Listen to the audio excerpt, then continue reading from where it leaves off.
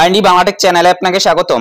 আজ এই ভিডিওর মাধ্যমে দেখে নিচ্ছি শ্রমশ্রী প্রকল্পে আপনারা কিভাবে আবেদন করবেন। আবেদনের A to Z সম্পূর্ণ পদ্ধতিটাই দেখিয়ে দিচ্ছি। আপনার হাতে থাকা মোবাইলের মাধ্যমে শ্রমশ্রী প্রকল্পে আবেদন করতে পারবেন। তো কিভাবে সঠিক পদ্ধতিতে আবেদন করবেন, কোন কোন জিনিস আপনাকে আপলোড করতেই হবে, কারণ রেজিস্ট্রেশন ডিট বলে একটি অপশন রয়েছে, তাছাড়াও বেশ কয়েকটি কিন্তু অপশন দেওয়া হয়েছে। সেই অপশনগুলোতে আপনারা কোন কোন জিনিস আপলোড করবেন, তাছাড়াও নতুন কিন্তু কয়েকটি অপশন এসেছে, সেখানে কোন কোন অপশনটি আপনাকে সিলেক্ট করতে হবে, বিস্তারিত তথ্য জানিয়ে দেব। তাছাড়াও অনেকেই কিন্তু হোয়াটসঅ্যাপে মেসেজ করে জানাচ্ছেন নট এলিজিবল শো করাচ্ছে যখন আপনি ভ্রমণ সহায়তার জন্য আবেদন করতে চাইছেন। কি কারণে এটা শো করাচ্ছে, এর জন্য এখন আপনাকে কি করতে হবে, সম্পূর্ণ পদ্ধতিটাই কিন্তু আপনাদের আমি দেখিয়ে দেবো। শেষ পর্যন্ত ভিডিওটি কন্টিনিউ করুন, আশা করছি সম্পূর্ণ বিষয়টা আপনাদের মাঝে ক্লিয়ার করে দিতে পারবো। অন স্ক্রিন আপনারা দেখতে পাচ্ছেন অ্যাপ ভার্সন 2.0.1, অর্থাৎ এই যে ভার্সনটি, এই ভার্সনটি কিন্তু বর্তমানে রয়েছে। তো এই অ্যাপটিকে আপনারা কোথা থেকে ডাউনলোড করবেন সেটাও কিন্তু একটু পরে আপনাদের আমি জানিয়ে দিচ্ছি। অ্যাপটি ওপেন করার সাথে সাথেই কিন্তু এখানে আপনাকে ইনস্ট্রাকশন দেওয়া হচ্ছে, অর্থাৎ কোন কোন বিষয় আপনাকে মাথায় রাখতে হবে। শ্রমশ্রী প্রকল্প 2025-এর জন্য আবেদন নির্দেশিকা 1 নম্বরে বলা হয়েছে, যদি আপনি কর্মসাথী পোর্টালে পরিযায়ী শ্রমিক হিসেবে নিবন্ধিত না হয়ে থাকেন তবে এই অ্যাপে রেজিস্টার বোতামে চাপুন, এরপর স্থায়ী নিবন্ধনের জন্য প্রয়োজনীয় তথ্য দিন ও নথি আপলোড করুন, তারপর শ্রমশ্রী প্রকল্প 2025-এর সুবিধার জন্য আবেদন করুন। এক কথায় আপনাকে পরিযায়ী শ্রমিক হিসেবে এখানে আবেদন আগে করতে হবে, এরপরই কিন্তু শ্রমশ্রী প্রকল্পে আপনি আবেদন করতে পারবেন। যারা ইতিমধ্যেই পরিযায়ী শ্রমিক হিসেবে আবেদন করেছেন অথবা আবেদন যাদের করা রয়েছে, MW নম্বরটি পেয়েছেন, আপনারা শুধুমাত্র লগ ইন করেই বাকি যে প্রসেসটা রয়েছে সেটা করতে পারবেন। 2 নম্বরে বলা হয়েছে, যদি আপনি কর্মসাথী পোর্টালে পরিযায়ী শ্রমিক হিসেবে অস্থায়ীভাবে নিবন্ধিত হয়ে থাকেন তবে এই অ্যাপে লগ ইন বোতামে চাপুন, এরপর স্থায়ী নিবন্ধনের জন্য প্রয়োজনীয় তথ্য দিন ও নথি আপলোড করুন, তারপর শ্রমশ্রী প্রকল্প 2025-এর সুবিধার জন্য আবেদন করুন। অর্থাৎ যারা ইতিমধ্যেই পরিযায়ী শ্রমিক হিসেবে আবেদন করেছেন অথবা রেজিস্টার হয়ে আছেন, আপনারা শুধুমাত্র লগ ইন করে কিন্তু এই অ্যাপে বাকি তথ্যগুলো দিয়ে আবেদন করতে পারবেন শ্রমশ্রী প্রকল্পে। 3 নম্বরে বলা হয়েছে, যদি আপনি কর্মসাথী পোর্টালে স্থায়ীভাবে নিবন্ধিত হয়ে থাকেন তবে এই অ্যাপে লগ ইন বোতামে চাপুন এবং সরাসরি শ্রমশ্রী প্রকল্প 2025-এর সুবিধার জন্য আবেদন করুন। অর্থাৎ যাদের ইতিমধ্যেই পরিযায়ী শ্রমিকে আবেদন করার পর অ্যাপ্রুভ করা হয়েছে তারা শুধুমাত্র কিন্তু শ্রমশ্রী প্রকল্পেই আবেদন করবে। অর্থাৎ তারা যখনই লগ ইন করবে দেখবে যে সমস্ত কিছু তাদের কিন্তু প্রসেস সম্পন্ন হয়ে গিয়েছে, শুধুমাত্র তাদের শ্রমশ্রী প্রকল্পের যে যে সহায়তার জন্য তারা আবেদন করবে সেই অপশনগুলোই কিন্তু খুলে যাবে। তো সম্পূর্ণ পদ্ধতিটা আপনাদের আমি দেখিয়ে দিচ্ছি। যারা এখনো পর্যন্ত পরিযায়ী শ্রমিকে আবেদন করেননি আপনারা কিভাবে এখানে আবেদন করবেন, এরপর কিভাবে শ্রমশ্রী প্রকল্পে আপনারা আবেদন করবেন সেটাও কিন্তু দেখিয়ে দিচ্ছি। এর জন্য সর্বপ্রথম আপনাকে এই অ্যাপটি ইনস্টল করতে হবে। এর জন্য গুগল অথবা ক্রোম ব্রাউজারে চলে যাবেন এবং আপনাদের সুবিধার্থে ডেসক্রিপশন বক্সে কিন্তু এই অ্যাপের লিঙ্কটি দেওয়া থাকবে অথবা এই অফিসিয়াল ওয়েবসাইটের লিঙ্কটি দেওয়া থাকবে। গুগলে এসে সার্চ দেবেন কর্মসাথী পরিযায়ী শ্রমিক লিখে। প্রথম যে অফিসিয়াল ওয়েবসাইটটি রয়েছে কর্মসাথী ps.wb.gov.in, এই অফিসিয়াল ওয়েবসাইটের উপরে আপনারা ক্লিক করে দেবেন এবং আপনাদের সুবিধার্থে এই অফিসিয়াল ওয়েবসাইটের লিঙ্কটি ডেসক্রিপশন বক্সে দেওয়া থাকবে। যখনই ডেসক্রিপশন বক্সের লিঙ্কে ক্লিক করবেন এই ধরনের কিন্তু অফিসিয়াল ওয়েবসাইটটি খুলে যাবে, কর্মসাথী পরিযায়ী শ্রমিক। দেখুন এখানে কিন্তু একটি পপআপ শো করাচ্ছে ক্লিক হিয়ার টু ডাউনলোড। তো যাদের আগে থেকেই অ্যাপটি ইনস্টল করা রয়েছে অবশ্যই আপনারা সেই অ্যাপটিকে আনস্টল করে দেবেন। যদি সেই অ্যাপটিকে আপনারা আনস্টল করে না দেন সেক্ষেত্রে কিন্তু এই অ্যাপটি যখন আপনি ইনস্টল করবেন অটোমেটিক্যালি দেখবেন আগের ভার্সনটাই থাকবে, সেই অ্যাপ দিয়ে কিন্তু কাজ হচ্ছে না। নতুন করে কিন্তু অ্যাপ দেওয়া হয়েছে অফিসিয়াল ভাবে, এই অ্যাপটিকে আপনাদের ইনস্টল করতে হবে। আবারও জানিয়ে দিচ্ছি, ভালো করে আপনারা দেখে নিন, ক্লিক হিয়ার টু ডাউনলোড এই অপশনের উপরে কিন্তু আপনাদের ক্লিক করতে হবে। এই ধরনের কিন্তু একটি অপশন চলে আসতে পারে যদি আগে থেকে আপনাদের অ্যাপটি ইনস্টল করা থাকে। তো এখানে রয়েছে ডাউনলোড অ্যাগেইন, এই ডাউনলোড অ্যাগেইনের উপরে ক্লিক করে দেবেন। আবারও কিন্তু অ্যাপটি ডাউনলোড হয়ে যাবে। এখানে রয়েছে ওপেন, এই ওপেনের উপরে ক্লিক করে দেবেন। এরপর অ্যাপটিকে কিন্তু আপনাদের ইনস্টল করতে হবে। তো এখানে রয়েছে প্যাকেজ ইনস্টলার, আমরা প্যাকেজ ইনস্টলার থেকে ইনস্টল করে নিচ্ছি। যে কোনো একটি অপশনের উপরে আপনি ক্লিক করে দেবেন, অ্যাপটি কিন্তু ইনস্টল হয়ে যাবে। অথবা এখানে আমাদের দেখতে পাচ্ছেন আগে থেকে যেহেতু অ্যাপটি রয়েছে আপডেট কিন্তু একটি অপশন রয়েছে, এখানে কিন্তু আমাদের আপডেট করতে হবে। অর্থাৎ আমাদের কিন্তু অ্যাপটি এখন আপডেট করলেই হয়ে যাবে। আবারও জানিয়ে দিচ্ছি, আগের অ্যাপটি আপনি আগে ইনস্টল করে দেবেন, এরপর এই অ্যাপটিকে আপনারা ডাউনলোড করবেন, তারপর কিন্তু ইনস্টল করবেন। না হলে কিন্তু আগের অ্যাপ দিয়ে যখন আপনি করবেন ওটিপি আসবে না অথবা কোনো অপশন কিন্তু খুলবে না, এই ধরনের কিন্তু সমস্যার সম্মুখীন আপনি হতে পারেন। অবশ্যই আপনারা প্রথম থেকে কিন্তু আবারও ডাউনলোড করে নেবেন। তো অ্যাপটিকে আমরা ডাউনলোড করে নিয়েছি এবং ইনস্টলও করে নিয়েছি। এখন আপনাদের আমি অ্যাপে গিয়ে দেখাচ্ছি। ইনস্টল করে নেওয়ার পর ওপেনে আপনি ক্লিক করবেন। অ্যাপটি ওপেন করার সাথে সাথেই এই ধরনের কয়েকটি নির্দেশিকা দেখতে পারবেন। ভিডিও শুরুতেই আপনাদের এই নির্দেশিকা সম্পর্কে জানিয়ে দিলাম। যদি অ্যাপটি ডাউনলোড করার পর আপনি অ্যাপটিকে খুঁজে না পান তাহলে আপনার মোবাইলে ডাউনলোড ফাইলে গিয়ে খুঁজতে হবে এবং সেখান থেকে কিন্তু আপনাকে ইনস্টল করতে হবে। অন স্ক্রিন আপনারা দেখতে পাচ্ছেন এই ধরনের কিন্তু হোম স্ক্রিন শো হয়ে যাবে। এরপর নিচে রয়েছে কন্টিনিউ, এই কন্টিনিউ এর উপরে ক্লিক করে দেবেন। এরপর এখানে কিন্তু প্রথমেই আপনাকে লোকেশন অন করে রাখতে হবে। যদি লোকেশন অন না করেন সেক্ষেত্রে কিন্তু আপনাদের এই অ্যাপে কাজ করতে অসুবিধা হবে অথবা এই অ্যাপ দিয়ে কিন্তু আপনি আবেদন নাও করতে পারেন। তো এখানে রয়েছে হোয়াইল ইউজিং দ্য অ্যাপ, এটার উপরে আমরা ক্লিক করে দিচ্ছি। অথবা মোবাইল থেকে কিন্তু আপনাকে লোকেশন অপশনটি অন করে নিতে হবে। অন স্ক্রিন দেখতে পাচ্ছেন আপনাদের মোবাইলে কিন্তু এই ধরনের লোকেশন একটি অপশন থাকবে, এই অপশনটিকে কিন্তু আপনাদের অন করে রাখতে হবে। এরপর প্রথমেই রয়েছে লগইন, এরপর নিচেই রয়েছে রেজিস্টার। যারা আগে থেকে পরিযায়ী শ্রমিকে আবেদন করে রয়েছেন আপনারা কিন্তু লগ ইন করতে পারেন একবারে, এবং যাদের এখনো পর্যন্ত পরিযায়ী শ্রমিকে আবেদন করা নেই আপনারা কিন্তু প্রথমে রেজিস্টার করে নেবেন। তো এখানে রয়েছে রেজিস্টার, এই রেজিস্টারের উপরে আপনারা ক্লিক করে দেবেন। একটু পরে কিন্তু আপনাদের আমি দেখিয়ে দিচ্ছি যাদের পরিযায়ী শ্রমিকে আবেদন আগে থেকে করা রয়েছে তারা কিভাবে লগ ইন করে অ্যাপ্লাই করবে। তো যাদের পরিযায়ী শ্রমিকে আবেদন করা নেই আপনারা এই রেজিস্টার অপশনে ক্লিক করবেন। এরপর এখানে আপনাদের মোবাইল নম্বর বসিয়ে দেবেন। এরপর জেনারেট ওটিপির উপর ক্লিক করে দিয়ে এখানে ওটিপিটি বসিয়ে দেবেন। এরপর ভ্যালিডেট ওটিপির উপরে ক্লিক করবেন। পরের পেজে এখানে আপনাকে নাম দিতে হবে, এখানে আপনার আধার নম্বর দিতে হবে। এরপর এখানে আপনি গার্জিয়ান হিসেবে ফাদার নাকি হাজবেন্ডকে রাখতে চান। আপনি যদি হাজবেন্ডকে রাখতে চান তাহলে হাজবেন্ডের উপরে ক্লিক করে দেবেন। যদি ফাদারকে রাখতে চান অর্থাৎ বাবাকে রাখতে চান তাহলে ফাদারের উপরে ক্লিক করে দেবেন। এখানে আপনি ফাদারের নাম লিখে দেবেন। এরপর নিচে রয়েছে রেজিস্টার অথবা নিবন্ধন করুন, এই রেজিস্টার অথবা নিবন্ধন অপশনে ক্লিক করবেন। সাকসেসফুলি রেজিস্ট্রেশনটি হয়ে যাবে। অন স্ক্রিন আপনারা দেখতে পাচ্ছেন আবারও কিন্তু লগ ইন পেজে চলে আসবেন। এখানে এখন আপনাদের লগ ইন করতে হবে। মোবাইল নম্বরটি বসিয়ে দেবেন, জেনারেট ওটিপির উপরে ক্লিক করে দেবেন, ওটিপি চলে আসবে। ওটিপিটি এখানে বসিয়ে দেওয়ার পর ভ্যালিডেট ওটিপির উপরে ক্লিক করবেন। যদি আগে থেকে আপনাদের পরিযায়ী শ্রমিকে আবেদন করা থাকে তাহলে সেক্ষেত্রে আপনারা সেই পরিযায়ী শ্রমিকে যে মোবাইল নম্বরটি দিয়েছিলেন সেই মোবাইল নম্বরের মাধ্যমে কিন্তু এখন আপনাদের লগ ইন করতে হবে। তো এখানে আপনাদের মোবাইল নম্বরটি বসিয়ে দেবেন। এরপর আপনার মোবাইলে ওটিপি চলে আসবে, ওটিপিটি এখানে বসিয়ে দেওয়ার পর ভ্যালিডেট ওটিপির উপরে ক্লিক করবেন। যখনই আপনি লগ ইন করবেন সাথে সাথেই কিন্তু দেখতে পারবেন আপনার অ্যাপ্লিকেশনটি কোন পর্যায়ে রয়েছে অর্থাৎ কোন পর্যায়ে গিয়ে রয়েছে সেটা কিন্তু খুলে যাবে। এরপর বাকি যে কাজগুলো রয়েছে সেই কাজগুলো কিন্তু আপনাদের করতে হবে। মূলত বুঝতেই পারছেন যাদের পরিযায়ী শ্রমিক হিসেবে আবেদন করা থাকবে না তাদের প্রথমে রেজিস্টার অপশনে ক্লিক করে রেজিস্টার করতে হবে, এবং যাদের আগে থেকেই পরিযায়ী শ্রমিকে আবেদন করা থাকবে আপনারা শুধুমাত্র এখানে মোবাইল নম্বরটি বসিয়ে দেবেন, জেনারেট ওটিপির উপরে ক্লিক করে দেবেন। আপনার মোবাইলে ওটিপি চলে আসবে, সেই ওটিপিটি এখানে বসিয়ে দেওয়ার পর ভ্যালিডেট ওটিপির উপরে ক্লিক করে দেবেন। আপনার অ্যাপ্লিকেশনটা কোন পর্যায়ে রয়েছে পরিযায়ী শ্রমিকের সেটা কিন্তু খুলে যাবে। এরপর বাকি কাজগুলো কিন্তু আপনাকে করতে হবে। তো আমরা প্রথমেই লগ ইন করে নিচ্ছি। লগ ইন করার সাথে সাথেই দেখতে পাচ্ছেন নিচে কিন্তু স্টেপগুলো চলে এসেছে। যদি আগে থেকে আপনাদের আবেদন করা থাকে তাহলে কোন স্টেপে এসে আপনাদের আবেদনটা রয়েছে সেটা কিন্তু এখানে আপনি দেখতে পারবেন। অনেকে দেখতে পারবেন একেবারে কিন্তু শেষের 2 থেকে 3 নম্বর অপশনের উপরে চলে আসবে, অর্থাৎ যাদের এমডব্লিউ নম্বরটি জেনারেট হয়ে গিয়েছে অথবা যাদের আবেদনটা পরিযায়ী শ্রমিকে অ্যাপ্রুভ করা হয়েছে আপনারা কিন্তু দেখতে পারবেন শেষে 2 থেকে 3 নম্বর অপশনে চলে আসবে, অর্থাৎ তাদের শুধুমাত্র শ্রমশ্রী প্রকল্পে কিন্তু আবেদন করতে হবে। এখানেই কিন্তু আপনাদের শ্রমশ্রী প্রকল্পে আবেদন হয়ে যাবে। শেষের যে 2 অথবা 3 নম্বর অপশনটি রয়েছে সেখান থেকে কিন্তু শ্রমশ্রী প্রকল্পে আপনাদের আবেদনের যে প্রসেসটা সেটা কিন্তু কন্টিনিউ হবে। তো প্রথমে যে কাজগুলো রয়েছে এটা কিন্তু পরিযায়ী শ্রমিকের জন্য, এরপরে কিন্তু শ্রমশ্রী প্রকল্পে আপনাদের আবেদন হবে। মূলত বুঝতেই পারছেন এই ভিডিওর মাধ্যমে কিন্তু আপনাদের আমি পরিযায়ী শ্রমিক থেকে শুরু করে শ্রমশ্রী প্রকল্প সমস্তটাই দেখিয়ে দিচ্ছি। তো এই যে পদ্ধতিটা আপনাদের আমি দেখিয়ে দিচ্ছি লগ ইন করার পর, এই সেম পদ্ধতিতেই কিন্তু আপনাদের শ্রমশ্রী প্রকল্পে আবেদন করতে হবে। এখানে আপনারা পরিযায়ী শ্রমিক হিসেবেও নাম নথিভুক্ত করালেন, এরপর শ্রমশ্রী প্রকল্পেও কিন্তু আপনাদের নাম নথিভুক্ত হয়ে যাচ্ছে। তো কিভাবে স্ট্যাটাস চেক করবেন শ্রমশ্রী প্রকল্পে আবেদন করার পর সেটাও কিন্তু ভিডিও শেষে আপনারা জানতে পারবেন। দেখুন প্রথমে আপনাদের পার্সোনাল ডিটেইলস দিতে হবে অর্থাৎ পার্সোনাল ইনফরমেশন।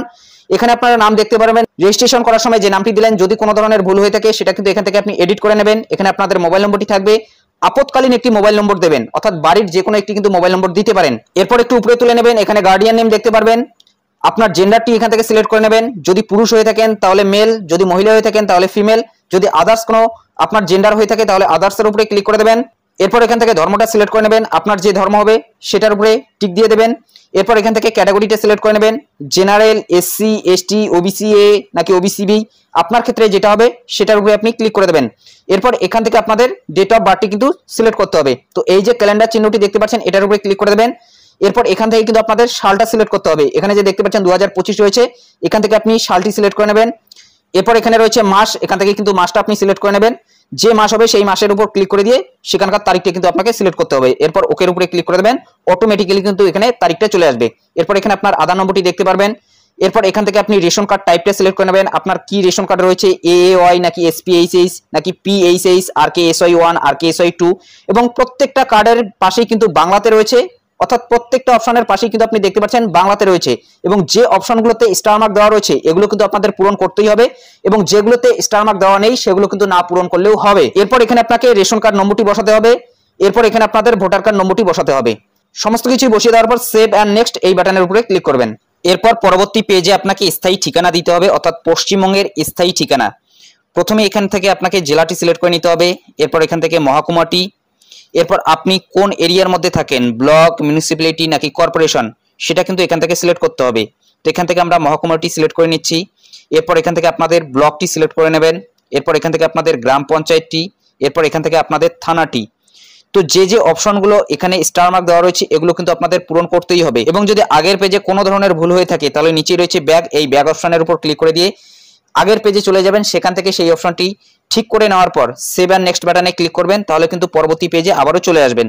তো এখান থেকে আমরা গ্রাম পঞ্চায়েতটি সিলেক্ট করে নিচ্ছি, এরপর পুলিশ স্টেশন, এরপর ব্লক এবং স্থায়ী ঠিকানা জায়গায় village, post, police station, pincode এগুলো কিন্তু আপনি বসিয়ে দিতে পারেন।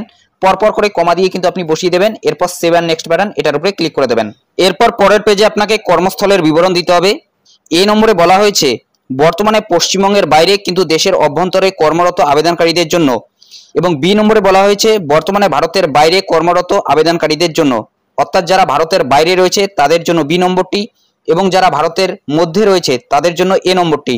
ধরুন আপনি কেরল, অসম অথবা বিহার অন্য কোনো রাজ্যে রয়েছেন, সেক্ষেত্রে এ নম্বর অপশনটি সিলেক্ট করবেন। অথবা যদি আপনি ভুটান অথবা অন্য কোনো দেশ, মালয়েশিয়া, ইন্দোনেশিয়া এই সমস্ত দেশে গিয়েছেন, সেক্ষেত্রে বি নম্বর অপশনটি সিলেক্ট করবেন। এ নম্বর অপশনটি দেখাচ্ছি, এ নম্বর অপশনে যখনই আপনি ক্লিক করবেন, দেখুন এখানে কান্ট্রির জায়গায় ইন্ডিয়া কিন্তু চলে এসেছে। রাজ্যের জায়গায় আপনাকে সিলেক্ট করতে হবে আপনি কোন রাজ্যে বর্তমানে রয়েছেন। ধরুন আপনি কেরালায় রয়েছেন, সেক্ষেত্রে নিচেই রয়েছে কেরালা, এই কেরালার উপরে ক্লিক করে দেবেন। এরপর আপনি যে থানার আন্ডারে বর্তমানে কেরালাতে রয়েছেন সেই থানার নামটা এখানে লিখে দেবেন। এবং যদি আপনি বি নম্বর অপশনটি সিলেক্ট করেন অর্থাৎ অন্য কোনো দেশে রয়েছেন, তাহলে প্রথমেই আপনাকে কিন্তু এখান থেকে দেশটি সিলেক্ট করতে হবে। এরপর কর্মক্ষেত্রের ঠিকানাটা কিন্তু পুরোটাই দিতে হবে এবং যে পাসপোর্ট অনুযায়ী আপনি গিয়েছেন সেই পাসপোর্ট নম্বরটি কিন্তু এখানে আপনাকে দিতে হবে।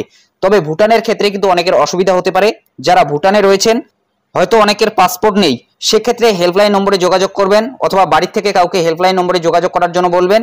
হেল্পলাইন নম্বরটি ডেসক্রিপশন বক্সে দেওয়া থাকবে, সেখান থেকে আপনি যোগাযোগ করে নেবেন লেবার ডিপার্টমেন্টে। এখানে সমস্ত কিছু দিয়ে দেওয়ার পর সেভ অ্যান্ড নেক্সট বাটনে ক্লিক করবেন।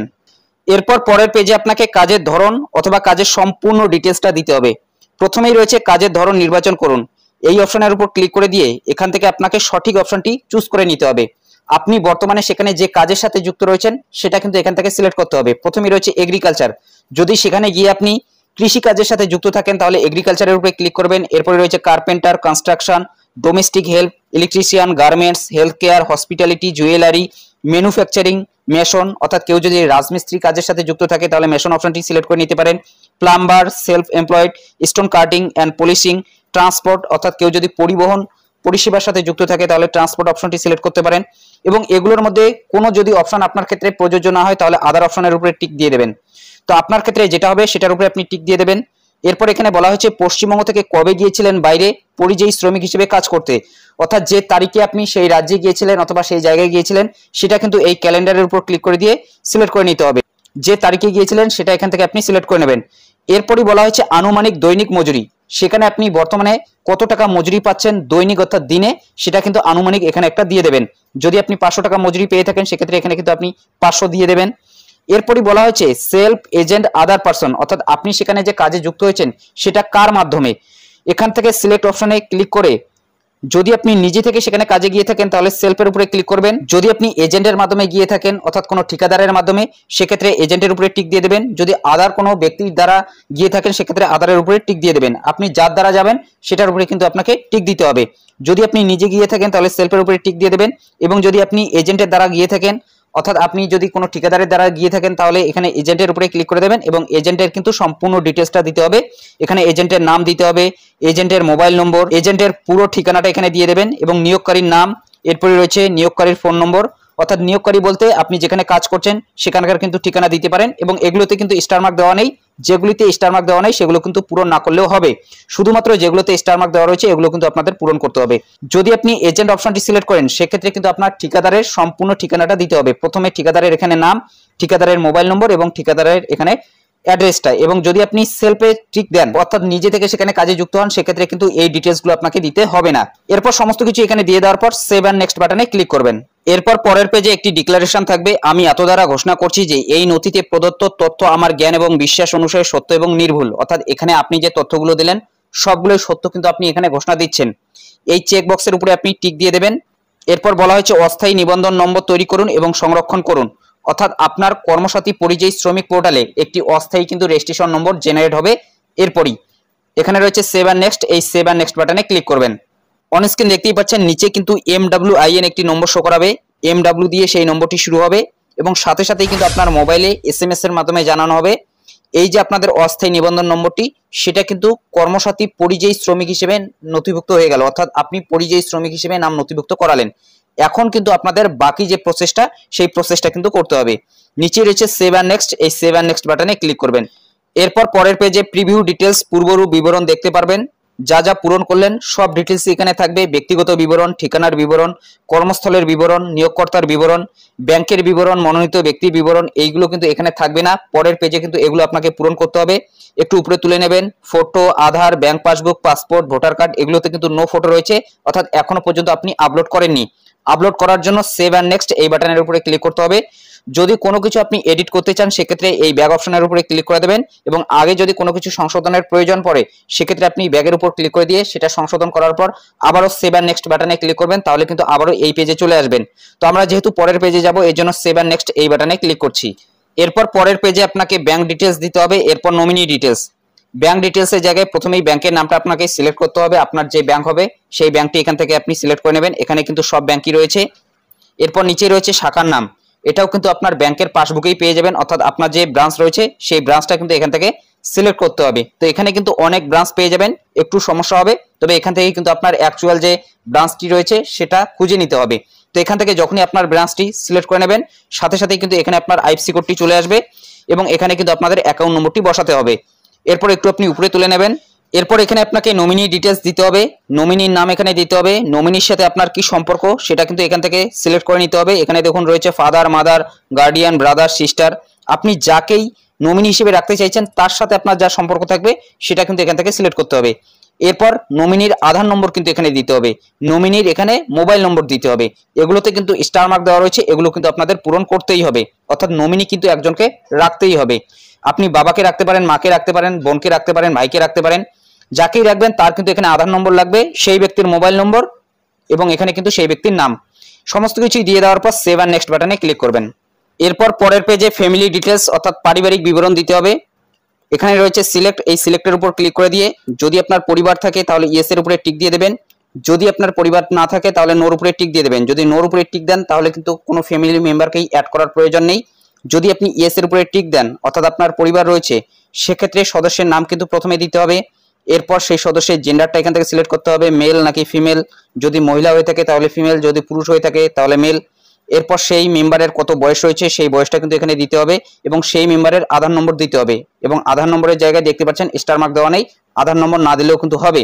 এইভাবে আপনি একাধিক যদি ব্যক্তিকে অ্যাড করতে চান, অর্থাৎ আপনার পরিবারে 2 জন 3 জন সদস্য রয়েছে, সেক্ষেত্রে একজনকে অ্যাড করার পর এখানে রয়েছে অ্যাড মোর মেম্বার, এই অ্যাড মোর মেম্বারের উপরে ক্লিক করে দেবেন, তাহলে আরেকজন মেম্বার কিন্তু অ্যাড হয়ে যাবে। সেটাও কিন্তু একটু পরে আপনাদের আমি দেখিয়ে দিচ্ছি। প্রথমেই একজন ব্যক্তিকে আমরা অ্যাড করে নিচ্ছি। দেখুন এখানে নিচে কিন্তু একজন অ্যাড হয়ে গিয়েছে। যদি এই ব্যক্তিকে আপনি ডিলিট করতে চান তাহলে এখানে রয়েছে ডিলিট বাটন, এই ডিলিট বাটনের উপর ক্লিক করলে কিন্তু এটা ডিলিট হয়ে যাবে।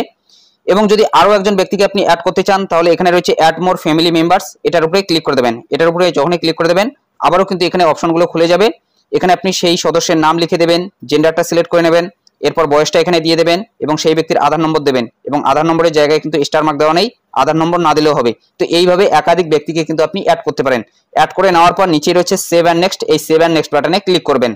অর্থাৎ যদি আপনার পরিবারে 2 জন 3 জন সদস্য থাকে এইভাবে কিন্তু আপনাকে অ্যাড মোর ফ্যামিলি মেম্বারের উপর ক্লিক করে দিয়ে এক একজনকে অ্যাড করতে হবে, এবং নিচে কিন্তু আপনারা সেই মেম্বারের নাম দেখতে পারবেন। অর্থাৎ যদি 2 জন ব্যক্তিকে আপনি অ্যাড করেন তাহলে নিচে কিন্তু 2 জন ব্যক্তিরই নাম থাকবে। তো এইভাবে আপনি সমস্ত কিছু দেখে নেবেন, তারপর সেভ অ্যান্ড নেক্সট বাটনে ক্লিক করবেন। এরপর পরের পেজে আপনাকে ডকুমেন্ট আপলোড করতে হবে। প্রথমেই রয়েছে ফটো, এরপর Aadhaar, bank passbook, passport, voter card, register did.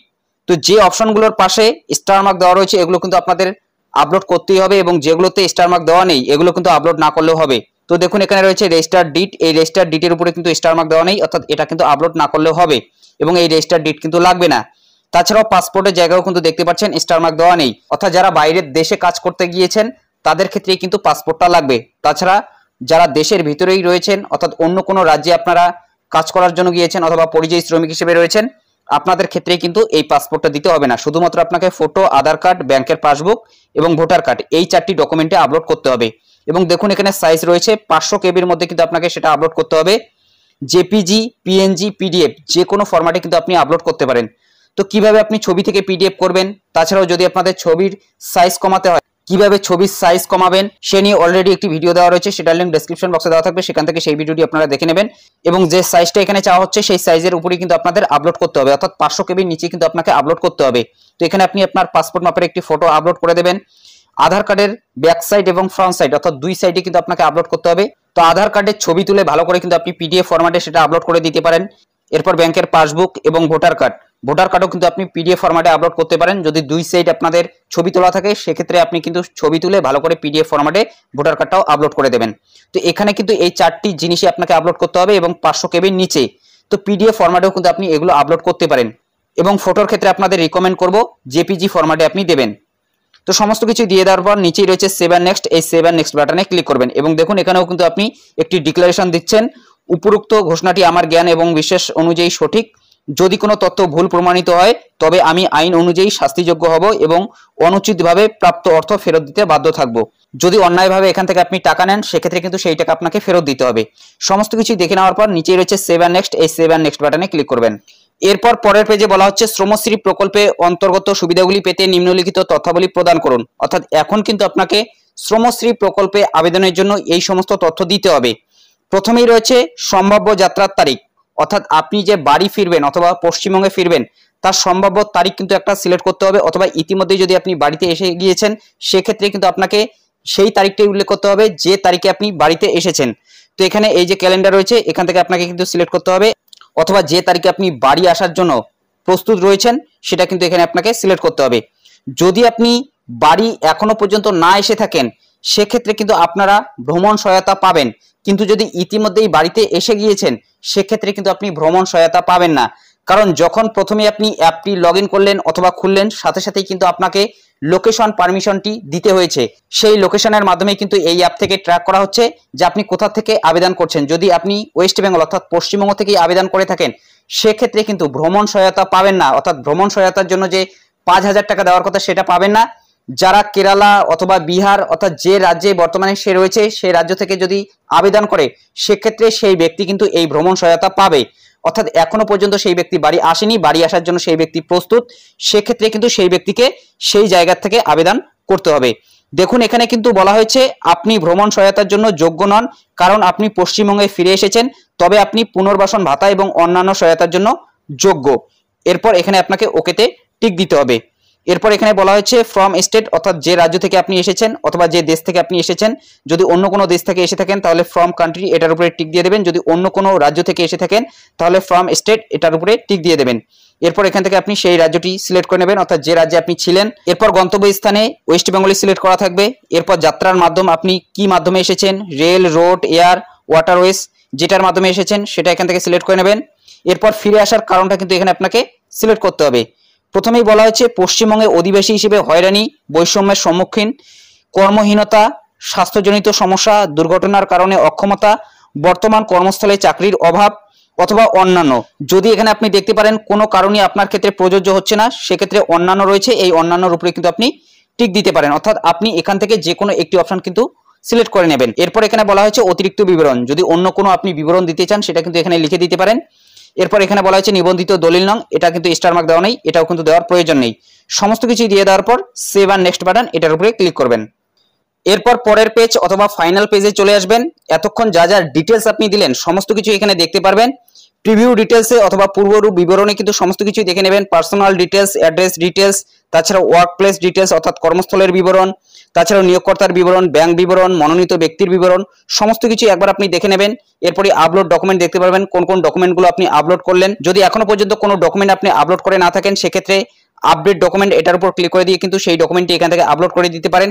তাছাড়া যদি কোনো কিছু এডিট করার প্রয়োজন পড়ে সেক্ষেত্রে এই ব্যাগের উপর ক্লিক করে দিয়ে সেটা কিন্তু আপনি এডিট করে নেবেন, কারণ এখানে রয়েছে ফাইনাল সাবমিট। এই ফাইনাল সাবমিট করালে কিন্তু আর আপনি কোনো ধরনের এডিট করতে পারবেন না। ফের আরেকবার আপনি চেক করে নেবেন সমস্ত কিছু ঠিকঠাক আছে কিনা। যদি দেখেন সমস্ত কিছুই ঠিকঠাক রয়েছে তাহলে এই ফাইনাল সাবমিট এই অপশনের উপরে ক্লিক করবেন।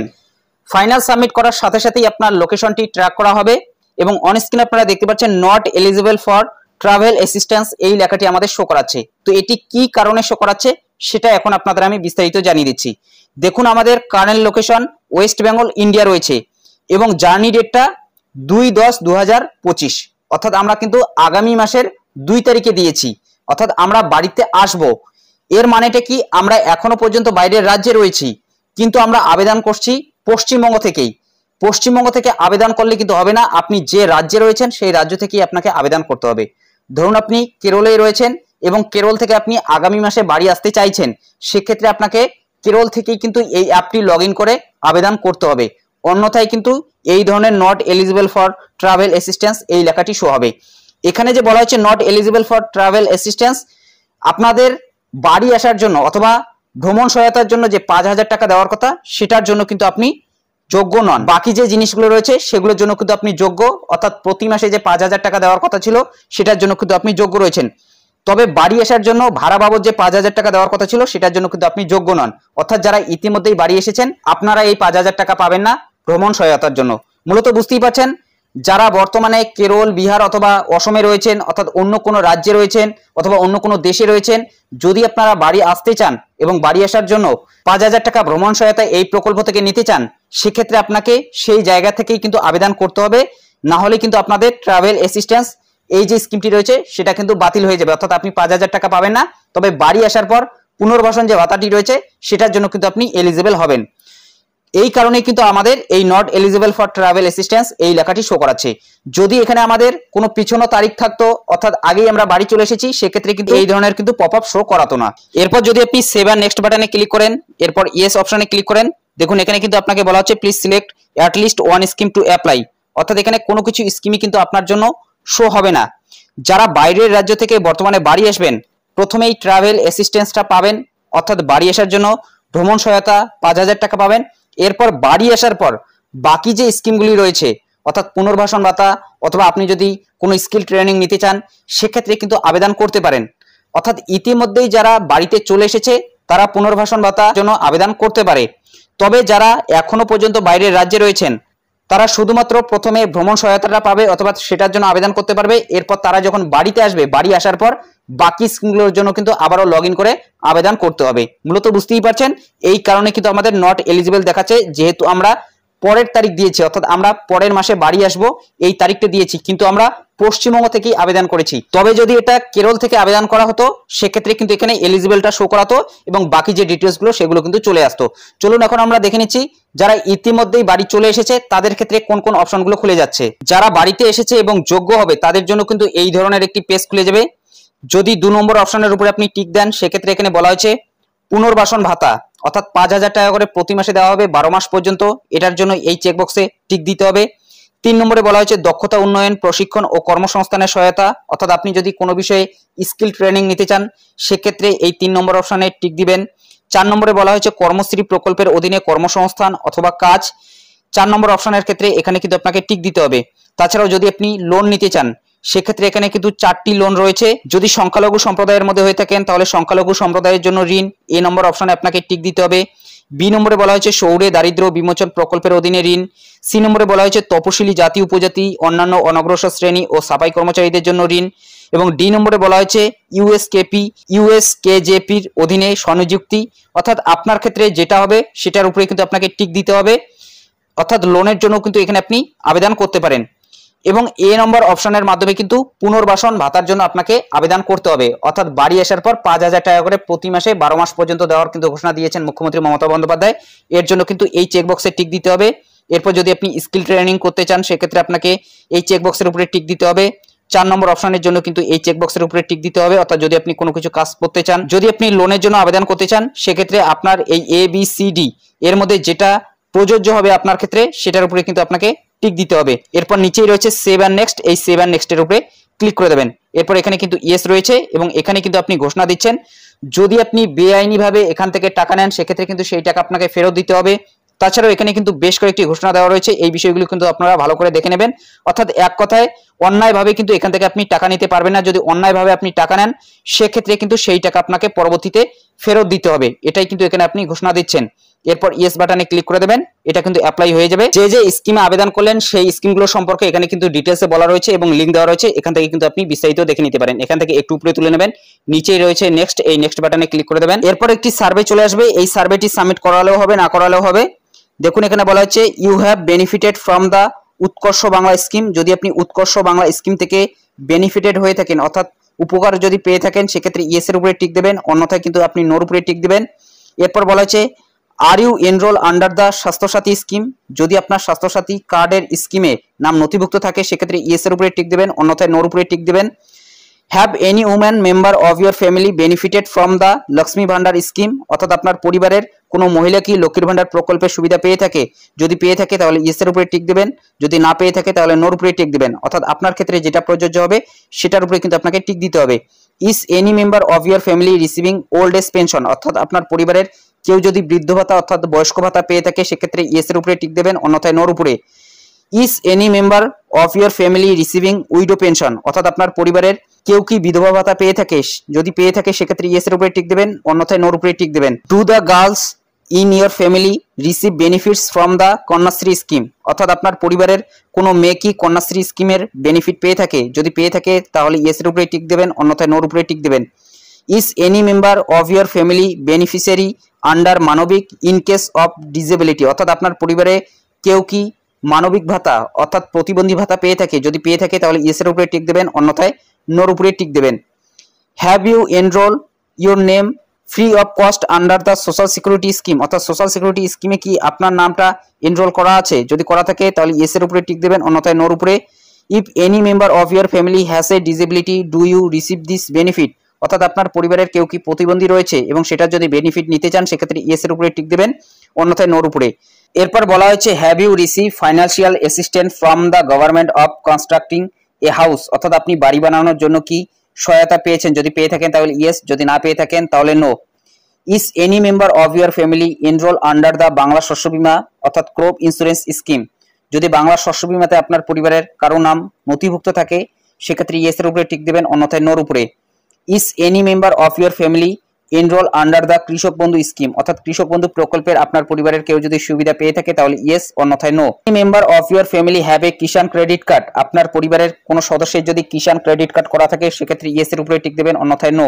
Any member of your family receive a scholarship for studies, অর্থাৎ পড়াশোনার জন্য আপনার পরিবারের কোনো কি সদস্য স্কলারশিপ পেয়েছে, যদি পেয়ে থাকে তাহলে ইয়েস, অন্যথায় নোর উপরে টিক দেবেন। Do you want to avail benefit under the student credit card scheme, অর্থাৎ স্টুডেন্ট ক্রেডিট কার্ড স্কিম থেকে কি আপনি সুবিধা পেতে চান, যদি পেতে চান সেক্ষেত্রে ইয়েস, অন্যথায় নোর উপরে টিক দেবেন। Any member of your family have an OBC SC ST certificate, অর্থাৎ আপনার পরিবারের কারোর কাছে কি ওবিসি এসসি এসটি সার্টিফিকেট রয়েছে, যদি থাকে সেক্ষেত্রে ইয়েস, অন্যথায় নোর উপরে টিক দেবেন। Do you want to avail benefit under the Bhabishyat credit card scheme, অর্থাৎ ভবিষ্যৎ ক্রেডিট কার্ড স্কিম থেকে আপনি কি সুবিধা পেতে চান, যদি পেতে চান সেক্ষেত্রে ইয়েস, অন্যথায় নোর উপরে টিক দেবেন। Have you receive benefit under the Rupashree scheme for the marriage of an unmarried daughter in your family, অর্থাৎ আপনার পরিবারে কেউ কি রূপশ্রী স্কিম থেকে টাকা পেয়েছে, যদি পেয়ে থাকে সেক্ষেত্রে ইয়েস এর উপরে টিক দেবেন, অন্যথায় নোর উপরে। Has you family ever benefited under the Lokprasar financial assistant for folk artist scheme, যদি এটাতে আপনাদের পরিবারের কেউ উপকৃত হয়ে থাকে সেক্ষেত্রে ইয়েস এর উপরে টিক দেবেন, অন্যথায় নোর উপরে। Has you family benefited from the Hasir Alo scheme, অর্থাৎ আপনার পরিবারকে হাসির আলো স্কিমের দ্বারা উপকৃত হয়েছে, অর্থাৎ বিদ্যুৎ বিল যে মকুব হয় 75 ইউনিটের কম হলে সেটার ক্ষেত্রে যদি আপনার পরিবার উপকৃত হয়ে থাকে সেক্ষেত্রে ইয়েস এর উপরে টিক দেবেন, অন্যথায় নোর উপরে টিক দেবেন। Has any member of your family benefited from JSY BMP maternity benefit scheme, যদি উপকৃত হয়ে থাকেন সেক্ষেত্রে হ্যাঁ, অন্যথায় no. Have you ever benefited under the নিজ গৃহ অথবা নিজ ভূমি স্কিম, যদি এই স্কিমগুলো সুবিধা আপনি পেয়ে থাকেন সেক্ষেত্রে ইয়েস এর উপরে টিক দেবেন, অন্যথায় নোর উপরে টিক দেবেন। এরপর সাবমিট সার্ভের উপরে ক্লিক করে দেবেন। আবারও অ্যাপটির হোম পেজে চলে আসবেন, এখানে আপনি লগইন করে নেবেন মোবাইল নম্বরের মাধ্যমে। লগইন করার পর কিন্তু আপনি স্ট্যাটাস চেক করতে পারবেন। যখনই লগইন করে নেবেন নিচেই কিন্তু রয়েছে সেভ অ্যান্ড নেক্সট এবং তার উপরেই রয়েছে চেক স্ট্যাটাস, এই চেক স্ট্যাটাসের উপরে কিন্তু আপনি ক্লিক করে দিতে পারেন এবং এখানে কিন্তু ক্লেম ডেটটা দেখতে পারেন এবং ক্লেম নেমটা দেখতে পারেন, সবকিছু কিন্তু এখান থেকে আপনি দেখে নিতে পারেন। দেখুন এখনো কিন্তু আমাদের পেন্ডিং রয়েছে, তো এখান থেকে সমস্ত কিছু কিন্তু আপনি দেখে নেবেন। যদি আপনারটা অ্যাপ্রুভ করা হয় সেটাও কিন্তু এখানে আপনি স্ট্যাটাসের জায়গায় দেখতে পারবেন, অন্যথায় কিন্তু আপনি সেভ অ্যান্ড নেক্সট এই অপশনের উপরে ক্লিক করে দিতে পারেন। মূলত বুঝতেই পারছেন এইভাবেই কিন্তু আপনাদের আবেদন করতে হবে। এবং যারা বর্তমানে কেরল অথবা অসম অর্থাৎ বাইরের রাজ্যে রয়েছেন অথবা বাইরের দেশে রয়েছেন সেখান থেকেই কিন্তু আপনাদের আবেদন করতে হবে যদি আপনি ভ্রমণ সহায়তাটা পেতে চান, অন্যথায় কিন্তু আপনাদের বাড়িতে এসে সেটা আবেদন করতে হবে। এক কথায় বুঝতেই পারছেন যারা যেখানে রয়েছেন সেখান থেকেই কিন্তু আপনাদের আবেদন করতে হবে। যদি আপনি বাড়িতে এসে থাকেন সেক্ষেত্রে বাড়ি থেকেই কিন্তু আপনাদের আবেদন করতে হবে। যদি কেরলে রয়েছেন, বিহারে অথবা অসমে রয়েছেন, অর্থাৎ অন্য কোনো রাজ্যে রয়েছেন, সেক্ষেত্রে সেখান থেকেই কিন্তু আপনাদের আবেদন করতে হবে। সেখানকার কোনো ভালো সাইবার ক্যাফে অথবা যারা জানাশোনা রয়েছে তাদের কাছ থেকে কিন্তু আপনাদের আবেদনটা করতে হবে। এবং মোবাইল অ্যাপের মাধ্যমে কিন্তু এই আবেদনটা হচ্ছে এবং মোবাইল অ্যাপে লোকেশনের মাধ্যমে কিন্তু পুরো কাজটাই হচ্ছে। সম্পূর্ণ আবেদন পদ্ধতিটা আপনাদের আমি দেখিয়ে দিলাম। যদি এই বিষয়ে আপনাদের কোনো ধরনের প্রশ্ন থাকে অবশ্যই কমেন্ট বক্সে জানাতে ভুলবেন না। তাছাড়াও লেবার ডিপার্টমেন্টের টোল ফ্রি নম্বরটি দেওয়া থাকবে ডেসক্রিপশন বক্সে, সেখান থেকে কিন্তু আপনারা সহায়তা পেয়ে যাবেন।